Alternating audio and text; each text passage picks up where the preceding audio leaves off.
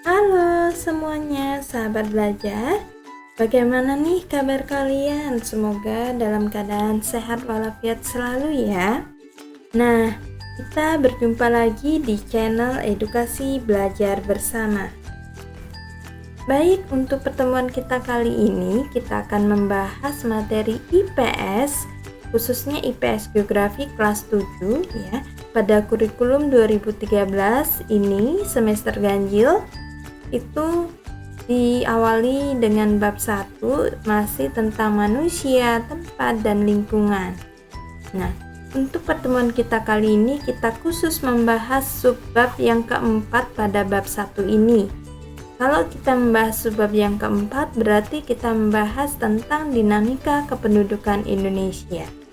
Perlu kalian ketahui bahwa dinamika kependudukan Indonesia ini ada beberapa topik materi yang perlu dibahas. Namun untuk pertemuan kita kali ini kita hanya membahas tentang topik materi yang berkaitan dengan jumlah penduduk serta persebaran penduduk.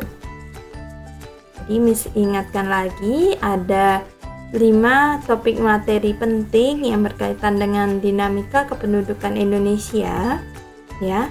Jadi yang pertama itu ada jumlah penduduk, kemudian persebaran penduduk, komposisi penduduk, selain itu ada pertumbuhan dan kualitas penduduk, dan yang terakhir keragaman etnik budaya. Jadi ingatkan lagi, untuk pertemuan kali ini kita hanya membahas topik materi yang pertama serta yang kedua saja. Baik, sebelum kita lanjut ke jumlah penduduk, perlu kalian ketahui ya, hasil sensus penduduk atau SP 2020 ya, sensus penduduk tahun 2020 lebih tepatnya pada bulan September, itu mencatat jumlah penduduk sebesar 270,20 juta jiwa, di mana merupakan hasil dari dinamika penduduk. Maksud atau pengertian dari dinamika penduduk itu adalah perubahan jumlah penduduk pada suatu wilayah. Jadi kalau membahas tentang dinamika penduduk ya, jadi ada faktor yang perlu kalian ketahui. Jadi kita bahas dulu sedikit tentang dinamika penduduk ya. Ada faktor yang mempengaruhi dinamika penduduk, ada 3 ya. Yang pertama itu kelahiran, kemudian kematian, dan migrasi. Nah, 3 hal inilah yang mempengaruhi dinamika penduduk. Artinya bahwa ketiga hal ini juga yang mempengaruhi jumlah penduduk pada suatu wilayah. Oke, kita lanjut ke topik inti. Yang pertama itu tentang jumlah penduduk. Seperti yang dikatakan tadi di awal, menurut hasil sensus penduduk tahun 2020, jumlah penduduk itu dinyatakan sebesar 270,20 juta jiwa. Nah, jumlah penduduk Indonesia menempati urutan keempat di dunia. Bahkan hingga sampai tahun ini ya, Indonesia itu masih dinyatakan menempati urutan keempat dengan jumlah penduduk terbanyak di dunia. Oke, kita lanjut ke slide berikutnya. Berdasarkan data kependudukan dunia tahun 2020, di mana data ini juga sudah diperbarui ya menurut divisi populasi. Jadi data ini dirilis oleh Divisi Populasi Departemen Ekonomi dan Masalah Sosial PBB tahun 2021 ya. Nah, jadi ini data sudah diperbarui hingga tahun 2021, tepatnya bulan Juli ya. Bisa kalian perhatikan di tabel. Itu ada 4 negara yang memiliki atau menduduki jumlah penduduk terbanyak di dunia.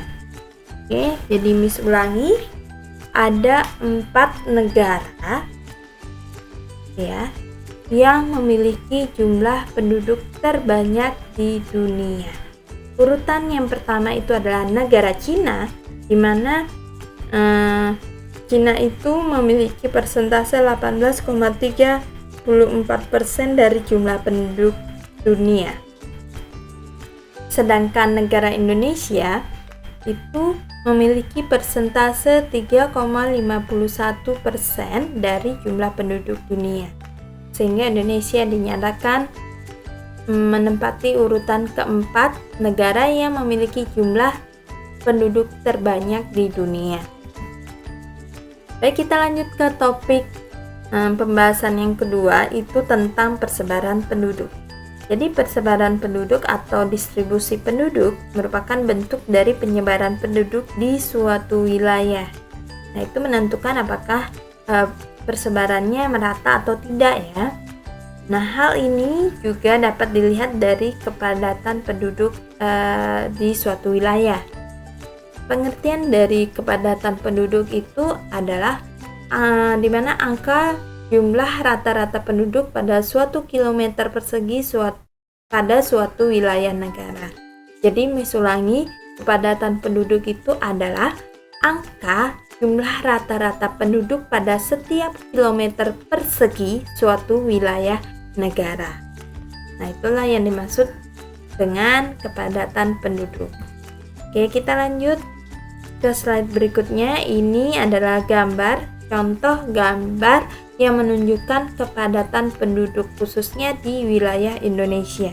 Perlu kalian perhatikan, di sana ada tabel warna ya, di mana warna hijau tua itu menunjukkan kepadatan penduduk terendah dan merah itu menunjukkan tingkat kepadatan penduduk tertinggi ya. Namun khusus di wilayah Indonesia ini, pada gambar di slide tersebut bisa kalian perhatikan warna orange itu menunjukkan kepadatan penduduk tertinggi di wilayah Indonesia ya, karena tidak ada warna merah ya, sehingga warna orange itu menentukan yang paling tinggi, paling banyak penduduknya berarti ya. Nah, perlu kalian perhatikan di sana ada warna orange tua itu di daerah atau wilayah Pulau Jawa dan Bali. Nah, sedangkan warna hijau tua itu berada di wilayah Papua Barat. Nah, berarti kalau dia warna hijau tua berarti menunjukkan bahwa wilayah Papua Barat tersebut merupakan wilayah kepadatan penduduk terendah di Indonesia. Nah, sedangkan wilayah yang memiliki kepadatan penduduk yang tinggi khususnya di wilayah Indonesia itu adalah wilayah Jawa dan Pulau Bali ya.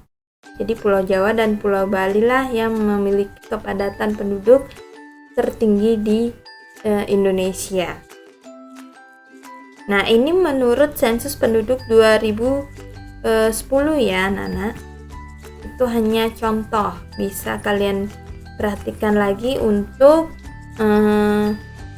contoh kepadatan penduduk yang terupdate, itu bisa kalian cari informasinya juga ya, Nana ya. Oke, kita lanjut ke faktor yang mempengaruhi persebaran penduduk. Baik, jadi ada beberapa hal yang mempengaruhi persebaran penduduk. Yang pertama itu ada faktor fisik, kemudian iklim, tanah, kemudian ada juga faktor vegetasi, suplai air, selain itu bencana dan penyakit, ada juga faktor komunikasi, ekonomi, politis, serta faktor sumber daya alam. Nah, jadi untuk materi kali ini hanya cukup sampai pada persebaran penduduk ya, lebih tepatnya faktor persebaran penduduk ya. Nah, untuk slide berikutnya ini adalah waktunya kuis. Jadi misalkan berikan kuis kepada kalian, hanya satu pertanyaan, bisa kalian jawab di kolom komentar ya. Nah, jadi silahkan dijawab di kolom komentar. Yuk, langsung dijawab yuk ya. Perhatikan pertanyaannya ya. Jadi, menurut kalian apa saja sih dampak persebaran penduduk yang tidak merata? Jadi, Miss ulangi, apa saja menurut kalian apa saja dampak persebaran penduduk yang tidak merata? Jadi, persebaran penduduk yang tidak merata itu kan tentu akan berdampak ya bagi kehidupan masyarakat, khususnya masyarakat di Indonesia. Nah, jadi coba kalian sebutkan salah satu dampak persebaran penduduk yang tidak merata. Ya, kalau lebih juga boleh. Silahkan kalian jawab di kolom komentar. Miss tunggu ya. Nah, baik anak-anak, jadi sebelum kita akhiri pertemuan kali ini, jadi Miss ucapkan terima kasih banyak atas waktu yang kalian berikan gitu ya. Kalian sudah meluangkan waktu untuk menyimak video pembelajaran ini. Semoga video pembelajaran ini dapat bermanfaat bagi kalian.